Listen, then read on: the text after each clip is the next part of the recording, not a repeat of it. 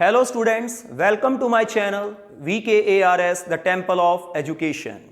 In this video, we will continue the chapter Matter in Our Surrounding और आज हम शुरुआत करेंगे The Process of Diffusion से। डिफ्यूजन के बारे में हम पहले भी डिस्कस कर चुके हैं, लेकिन अब हम पूरा डिटेल में एक्सप्लेन करके इस प्रोसेस को समझेंगे। तो होता क्या है ये diffusion? The spreading out and mixing of a substance with another substance due to motion in its particle या due to the motion of its particles is called diffusion। एक वस्तु का दूसरी वस्तु में स्प्रेड होना, उसके साथ मिक्स हो जाना अपने आप, किसके कारण? उनके पार्टिकल्स में मोशन होने के कारण। इस प्रोसेस को हम क्या बोलते हैं? डिफ्यूजन बोलते हैं। The process of diffusion of one substance into another substance. The process of diffusion of one substance into another substance goes on until a uniform mixture is formed. तो एक वस्तु का दूसरी वस्तु के साथ जो डिफ्यूजन है, ये प्रोसेस जब तक चलता रहता है, एक वस्तु का दूसरी वस्तु में डिफ्यूजन जब तक चलता रहता है, जब तक एक यूनिफॉर्म मिक्सचर तैयार नहीं हो जाता, जब तक वो पूरी तरह एक दूसरे के साथ यूनिफॉर्मली मिक्स नहीं हो जाते। तो let us take an example of diffusion. मान लीजिए हमारे पास एक गैस जार है।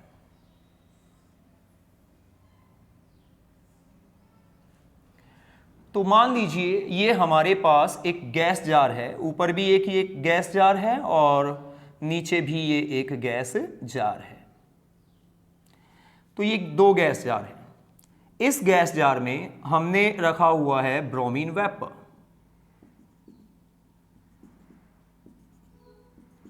जो ब्रोमीन वेपर होते हैं वो ब्राउन होते हैं और एयर से भारी होते हैं। तो यहां पे है ब्रोमीन वेपर।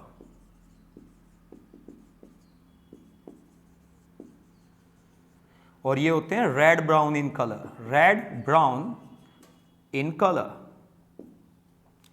और इस जार के ऊपर, इस गैस जार के ऊपर, ये एक गैस जार है, गैस जार, ये भी गैस जार है और ये भी गैस जार है। तो ये जो ऊपर गैस जार, इस गैस जार के ऊपर हमने जो उल्टा करके, इन्वर्टेड करके जो गैस जार रखा हुआ है, इसमें है एयर। और आपको पता ही है कि एयर होती है कलरलेस, कलरलेस। तो हमने क्या किया है, एक गैस जार में ब्रोमीन वेपर ली है जो रेड ब्राउन होती हैं कलर में और एयर से भारी होती हैं, और उसके ऊपर एक इन्वर्टेड करके हमने दूसरा गैस जार रखा है जिसके अंदर एयर है और हमें पता है कि एयर कलरलेस होती है। अब हमने इनको मिक्स नहीं किया है। आफ्टर सम टाइम, कुछ समय के बाद, आफ्टर सम टाइम, तो कुछ समय के बाद आप ये देखोगे कि दोनों के दोनों जो गैस जार हैं वो हमें ब्राउन नजर आने स्टार्ट हो जाएंगे। दोनों के दोनों गैस जार जो हैं वो हमें ब्राउन नजर आने लग जाएंगे।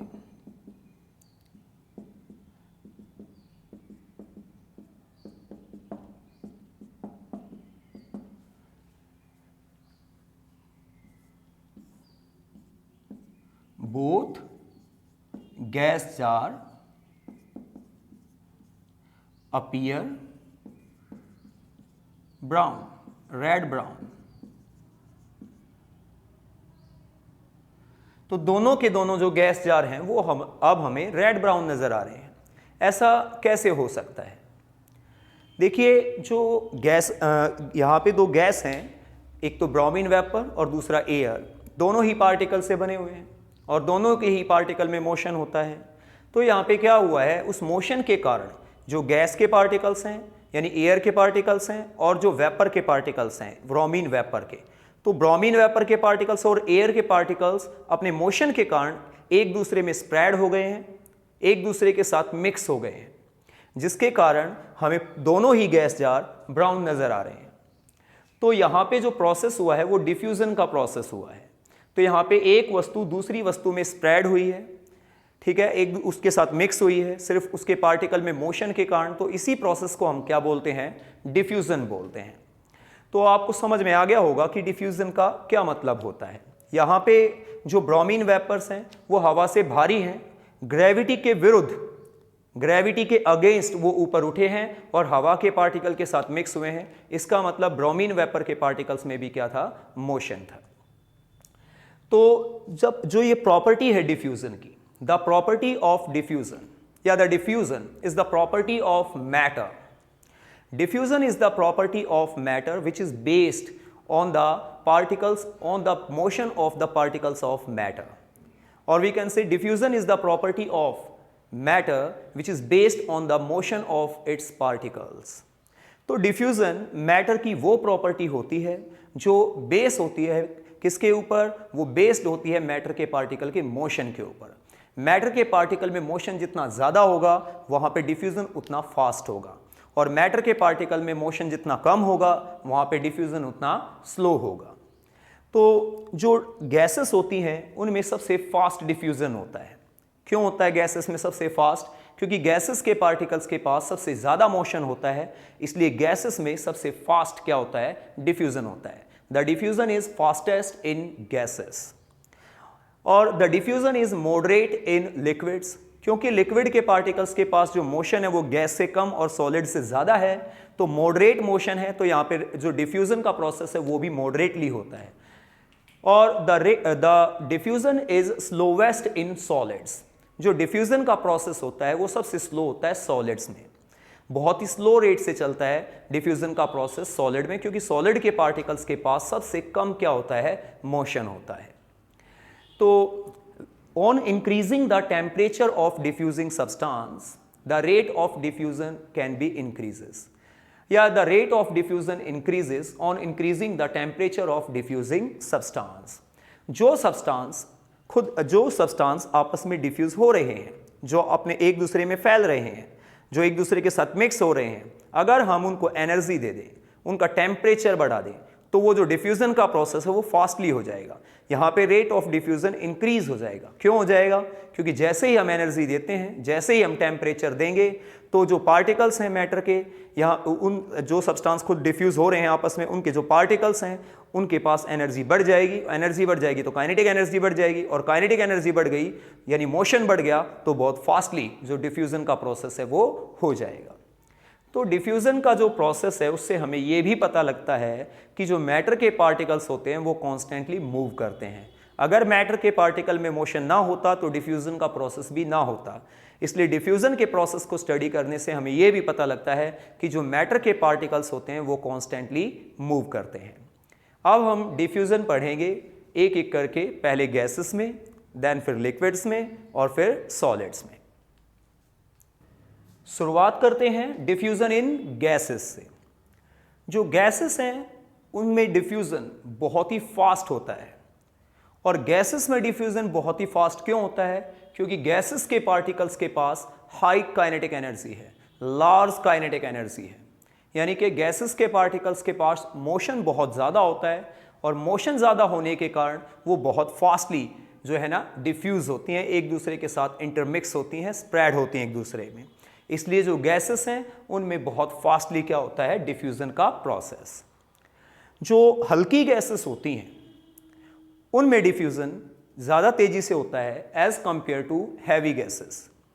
क्यों? हैवी गैसेस के जो पार्टिकल्स होंगे उनमें मोशन थोड़ा कम रहेगा, और जो लाइट गैसेस होती हैं उनके पार्टिकल्स में मोशन थोड़ा ज़्यादा रहेगा, और मोशन अगर ज़्यादा है तो रेट ऑफ डिफ्यूजन भी क्या होगा, फास्ट होगा।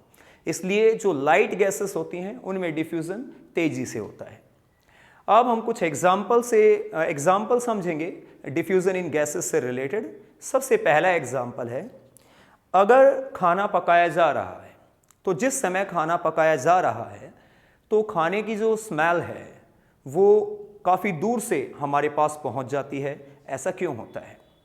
देखिए, जब खाने को पकाते हैं, उसको गर्म करते हैं, तो कुछ सब्सटेंसेस होते हैं खाने में जो कि गैसेस रिलीज करते हैं गर्म करने पर, और उन गैसेस में खाने की स्मेल होती है। और ये जो गैसेस हैं इनके पास एनर्जी भी बहुत ज़्यादा, क्योंकि हमने गर्म किया है, तो ये बहुत ही फास्टली हवा के पार्टिकल्स के साथ या हवा के साथ डिफ्यूज़ हो जाती हैं, और बहुत तेज़ी से हवा के साथ हमारे नाक तक पहुंच जाती है, जिससे हमें जो खाना पकाया जा रहा है उसकी स्मेल काफ़ी दूर से आ जाती है। इसी प्रकार जो हॉट सिजलिंग फूड होता है, बिल्कुल गरम गरम खाना, उसकी स्मेल हमें दूर से आ जाती है। लेकिन जो ठंडा खाना होता है उसके बिल्कुल पास हमें जाना पड़ता है उसकी स्मेल लेने के लिए। ऐसा क्यों?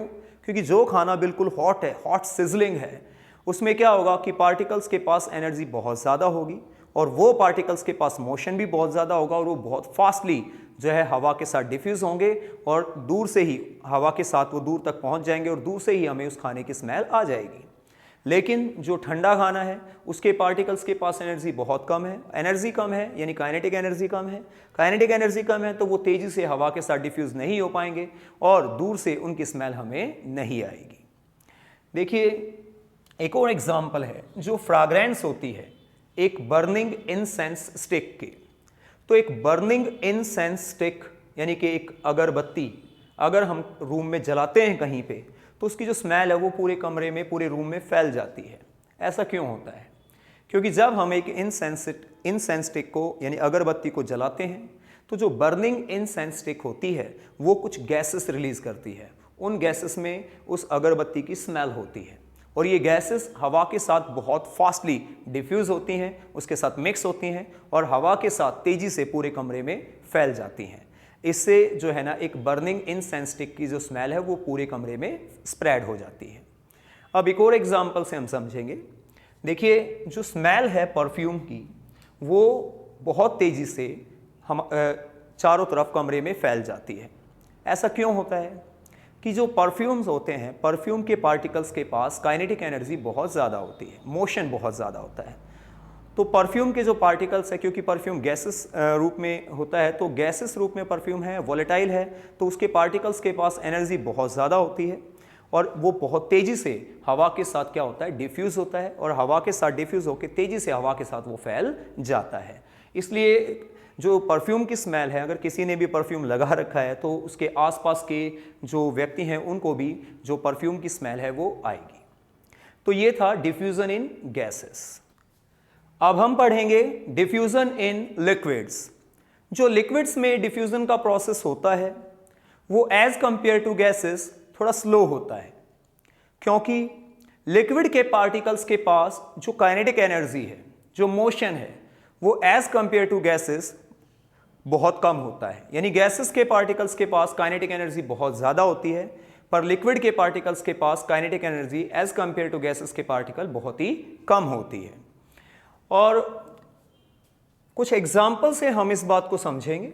देखिए जो पर्पल कलर स्प्रेड होता है पानी के अंदर, अगर हम पानी में पोटासियम परमैंगनेट रख देते हैं तो धीरे धीरे करके पानी जो है वो पूरा पर्पल होता चला जाएगा, उसमें पर्पल कलर स्प्रेड होता चला जाएगा और अपने आप वो स्प्रेड होता चला जाएगा। तो ये जो प्रोसेस है वो क्यों होता है? ये इसलिए होता है कि यहाँ पे पोटासियम परमैंगनेट के जो पार्टिकल्स हैं वो पानी में डिफ्यूज़ हो रहे हैं, उसके साथ इंटरमिक्स हो रहे हैं, स्प्रेड हो रहे हैं उसमें, जिसके कारण पर्पल कलर पानी में फैल रहा है। देखिए मान लीजिए हमारे पास ये कोई कंटेनर है और हमने इसके अंदर पानी रखा हुआ है, वाटर, और हमें पता है कि पानी कलरलेस होता है।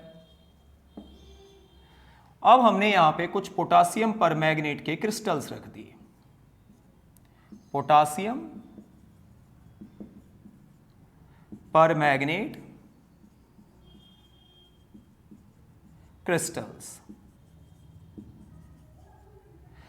और हमें पता है कि पोटासियम परमैंगनेट पर्पल कलर का होता है।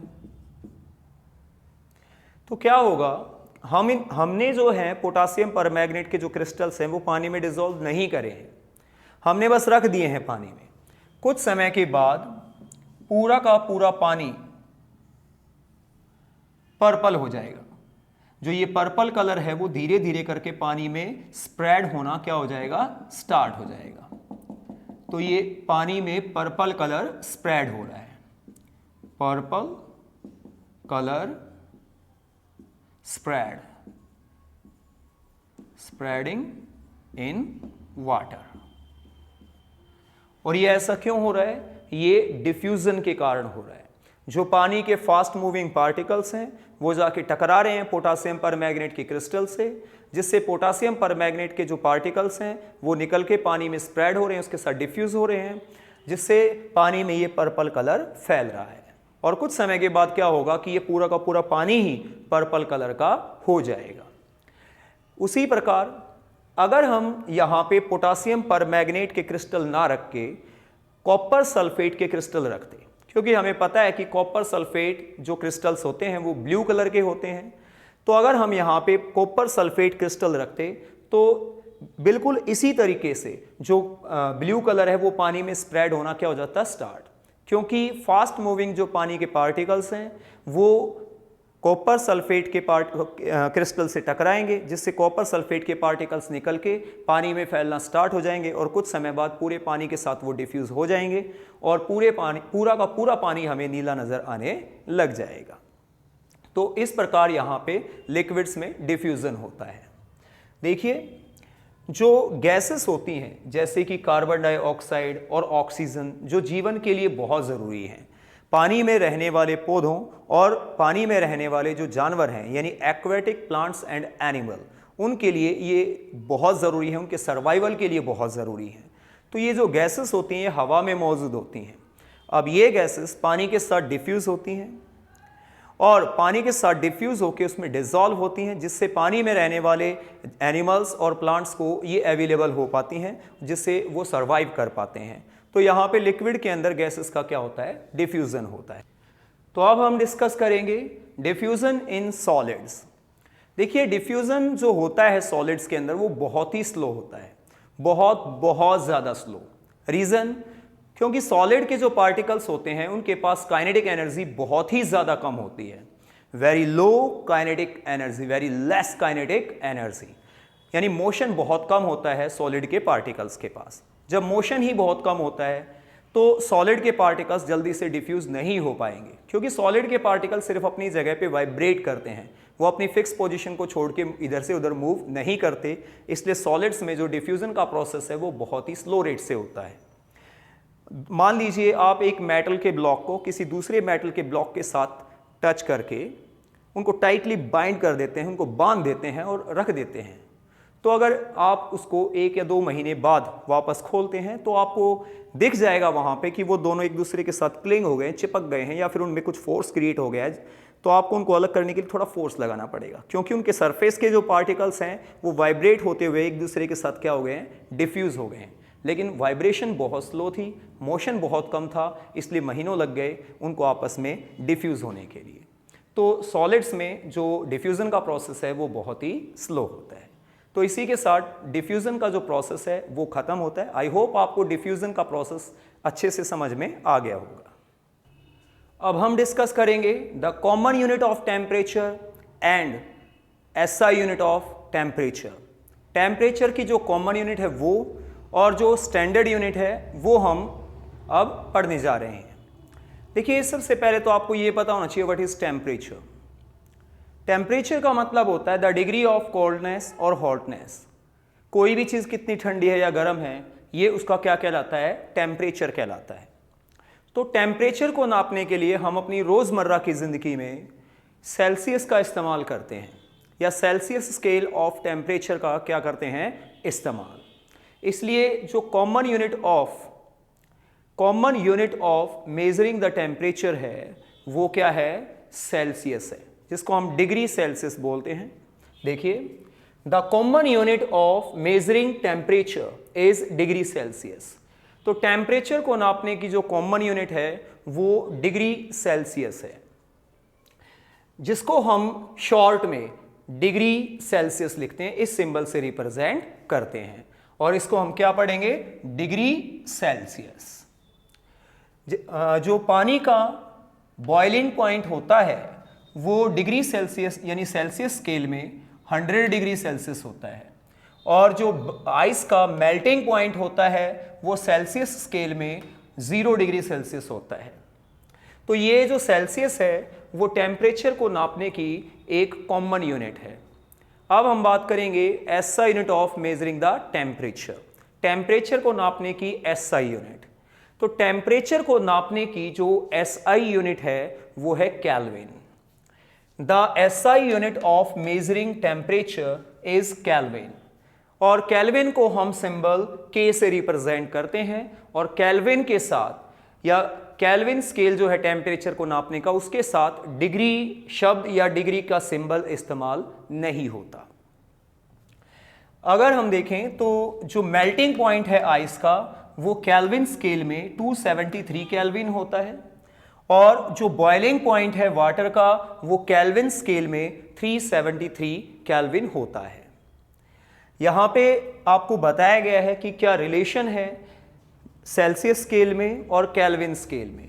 देखिए, जो सेल्सियस स्केल में टेम्परेचर होता है, अगर हम उसमें 273 ऐड कर दें तो वो टेम्परेचर कन्वर्ट हो जाएगा केल्विन स्केल में।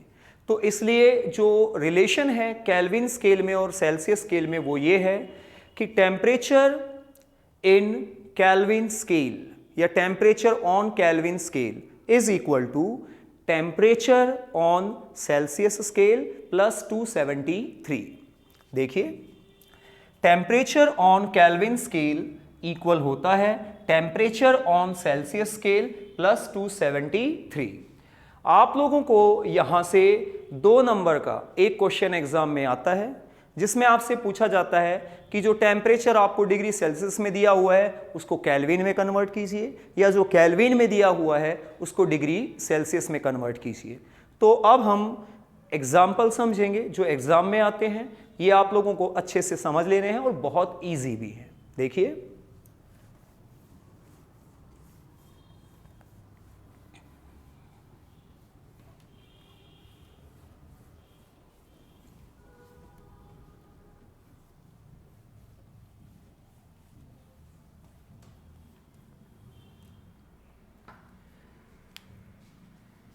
example first,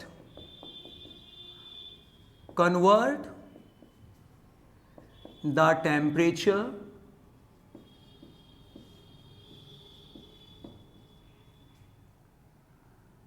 (20°C) into Kelvin scale। तो convert the temperature 20°C into kelvin scale. देखिए, इसको कैसे करेंगे। हमें पता है ये सॉल्यूशन है इसका, the temperature on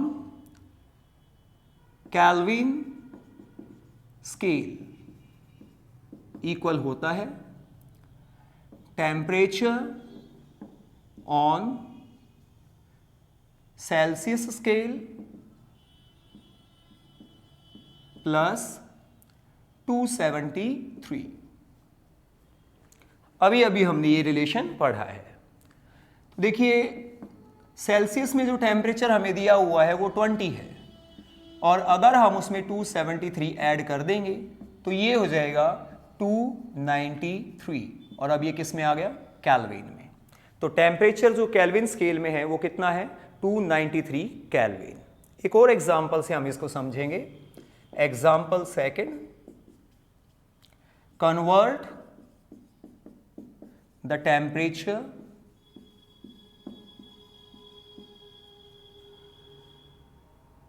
(373 kelvin into Celsius scale.